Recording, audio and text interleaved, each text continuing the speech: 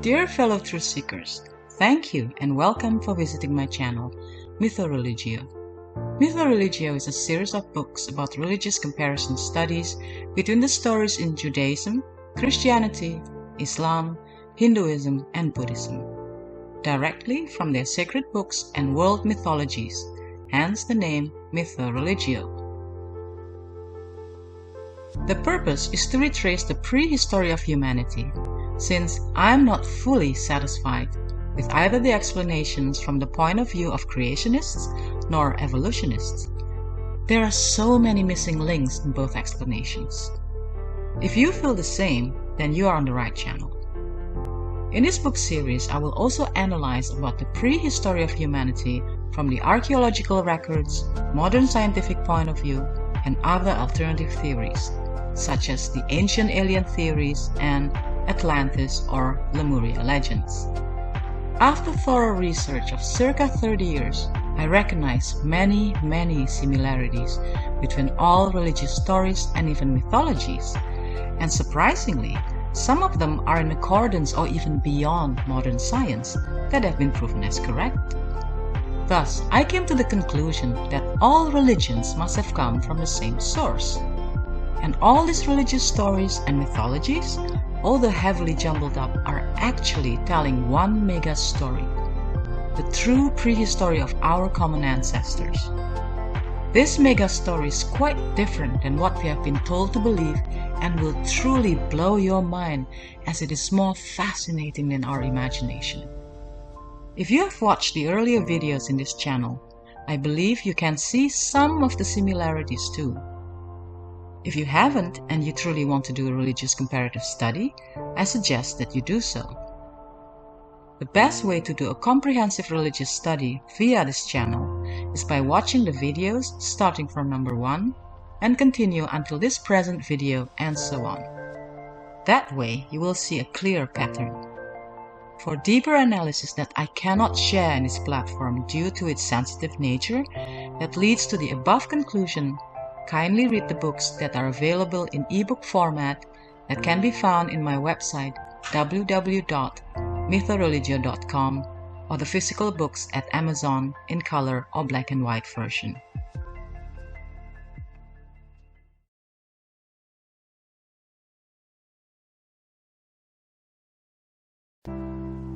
Dear fellow truth seekers,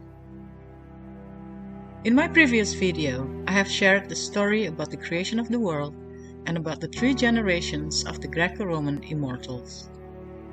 The primordial deities, the 2nd generation deities, i.e. the 12 Titans or giant gods, and the 3rd generation deities, i.e. the 12 Olympian gods. And I also told the story of how the 12 Olympian gods led by Zeus overthrew the 12 Titan gods. Before we go further with the myth about the creation and destiny of mankind, let me go back for a while and share some stories about the Titans that are relevant for our comparison study. The 12 Titans were children of the Earth Mother Goddess Gaia and the Sky Father God Uranus. They were giant gods and goddesses who were taller than the mountains, and here are their names. 1. Oceanus, Titan god of the sea and water. Oceanus was the eldest of the Titans and was married to his sister Tethys. Together, the two produced over 6,000 spirits of the oceans and streams, known as the Oceanids. In fact, Oceanus and Tethys were far too fertile, and their union began to cause floods, so they divorced to stop all the damage they were causing. He gave over his realm to the younger god Poseidon after the rise of the Olympians. 2. Tethys, Titan goddess of fresh water. She was the sister wife of Oceanus. 3. Hyperion, Titan god of light and observation. Hyperion was married to his sister Thea, and they gave birth to Helios the sun, Selene the moon, and Eos the dawn. Hyperion and 3 of his other brothers, Coeus, Crius, and Iapetus, formed the four pillars that separated and held the heavens above one another. According to one of the more horrifying Greek traditions, the same four pillars impaled, i.e. crucified their father, while Cronus castrated Uranus with his sickle. 4. Thea, Titan goddess of the sun and light. She was the sister wife of Hyperion. 5. Coeus, Titan god of the oracles and wisdom. Coeus was the keeper of the Pillar of the North. He married his sister Phoebe. 6. Phoebe, Titan goddess of prophecy and intellect. She was the sister wife of Coeus. 7. Crius, Titan god of constellations. 8. Mnemosyne, Titan goddess of memory. She did not marry one of her brothers, but slept with her nephew Zeus for 9 days, and as a result gave birth to the 9 muses, whose roles were to give artists and philosophers inspiration for creation. 9. Iapetus, Titan god of craftsmanship or death, varying between sources. He married one of his Oceanid nieces, and they produced 4 sons: Atlas, Prometheus, Epimetheus, and Menoetius. These 4 sons were the ancestors of the first humans, and each passed a certain detrimental quality onto humanity: brash courage, scheming, stupidity, and violence, respectively.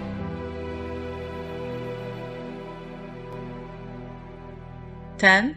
Themis, Titan goddess of law, order, and justice. 11. Cronus, Titan ruler of the universe. Although he was the youngest son of Gaia and Uranus, Cronus was also the strongest of the Greek Titans. For a brief time, Earth enjoyed a golden age under his rule before being overthrown by his son, Zeus. 12. Rhea, Titan goddess of fertility. She was the sister wife of Cronus and mother of the first 6 Olympians, i.e. Hades, Poseidon, Hestia, Demeter, Hera, and Zeus, and grandmother to the rest of the 12 Olympians.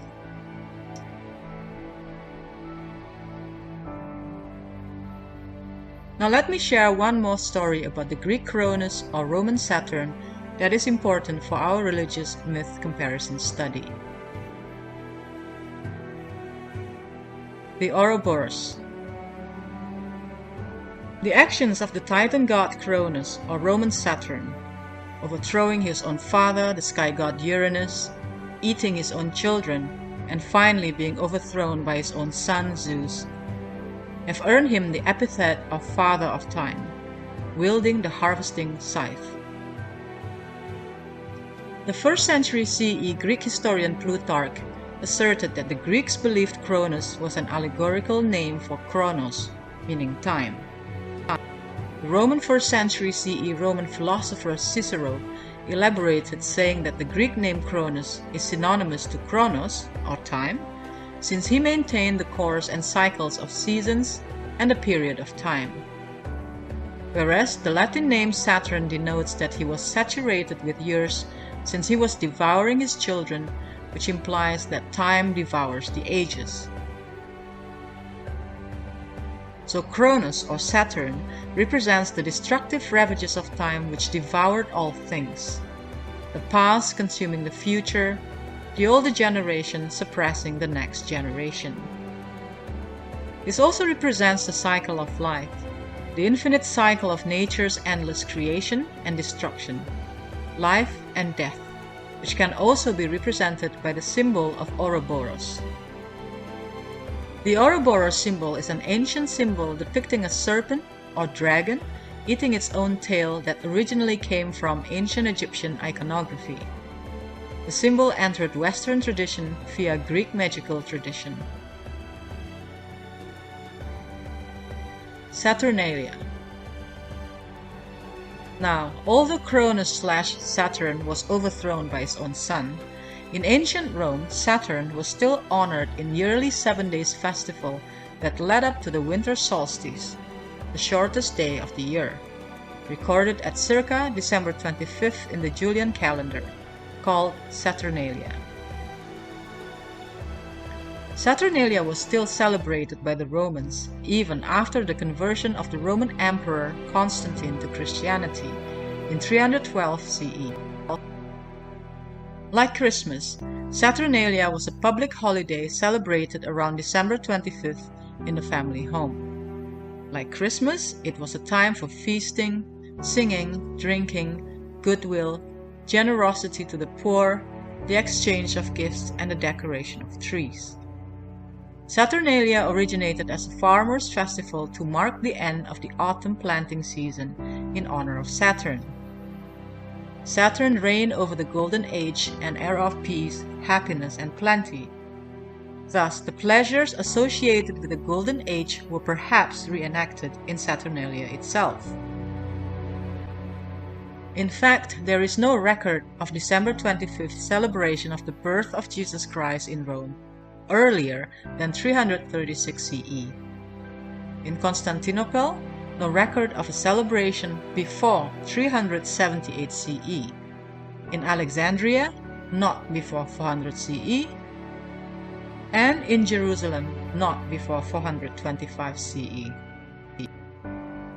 There are no reliable historical documents that would place the birth of Jesus on December 25th.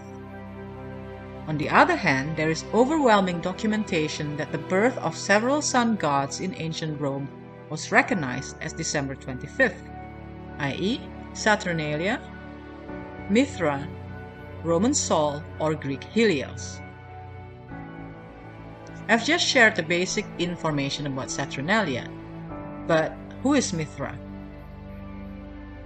Mithra was a god related to an Indian Vedic god called Mitra, meaning friend, worshipped in Mithraism, a mystery religion originated from Persia, modern-day Iran.